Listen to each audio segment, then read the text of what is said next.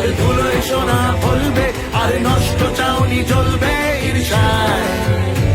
যদি বাঁচার ইচ্ছে তড়পায়, কেন চোখের সামনে পর্দা? দেখো ভোরের ঘন্টা বাজলো, ধীরে যায়, আসছে সকাল।